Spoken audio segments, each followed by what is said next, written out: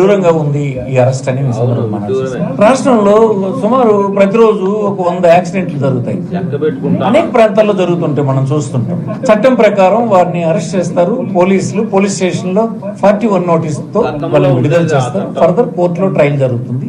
అతను అప్పలదారు కొడుకే చేశాడని అతని పైన హత్యాన మోపి తన కుటుంబంలో ఉన్నటువంటి ఇతర తండ్రిని కూడా ముద్దాయించేసి ఇది తగునా అని అడుగుతున్నాను.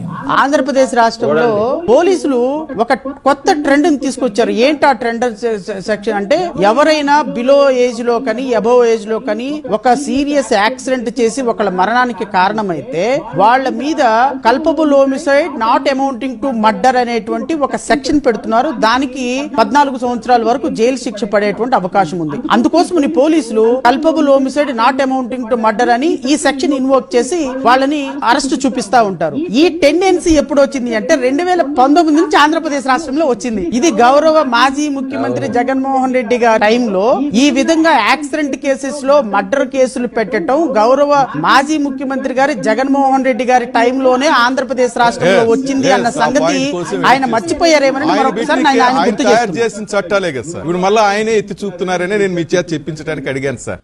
అర్థమైందారా పేటిఎంస్? అసలు యాక్సిడెంట్ జరిగి ప్రమాదం చేస్తూ ఉంటే మామూలుగా 2 ఏళ్ళు 3 ఏళ్ళు జైలు శిక్ష పడి అతను మళ్ళీ పద్ధతిగా బయటకు వచ్చాల్సిన పరిస్థితుల్లో మన గౌరవనీయులైన శ్రీ శ్రీ శ్రీ శ్రీ మాజీ ముఖ్యమంత్రి గారు అప్పుడెప్పుడు అధికారంలో ఉండగా ఆ చట్టాన్ని ఇలా చేసి పెట్టాడు. ఇలా చేసి కాలబెట్టడం వల్లే ఇవాళ అది మన సీదిరి అప్పలరాజు మెడకు చుట్టుకునింది. అంతవరకు బాగానే ఉంది.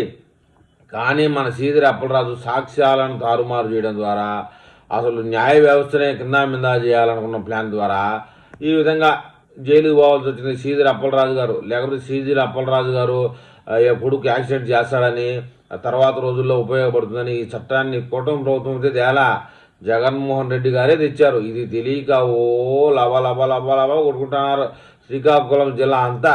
దానికి తోడు చచ్చిపోయినోడు ఇంటికి పోయి పరామర్శించకుండా జనాలు అక్కడ ఉన్న గొర్రె ముఖాలు ఈ చంపినోడు ఇంటికాడికి పోయి ఒత్తాస పలుకుతున్నారు, ఓ భుజాలు పెట్టుకొని మోస్తున్నారు. మొత్తానికి సీదిరి అప్పలరాజు మంత్రి కొడుకైనా ఇంకొక పేదవాడి కొడుకైనా ఒకటే చట్టం అనే విషయాన్ని ఎప్పుడు తెలుసుకుంటారేమో. మొత్తానికైతే జడా శ్రవణం జగన్మోహన్ రెడ్డి మీద ఉన్నటువంటి కాస్త కోపాన్ని కొంచెం పెంచుకుంటూ తీవ్ర స్థాయికి వెళ్తున్నాడు.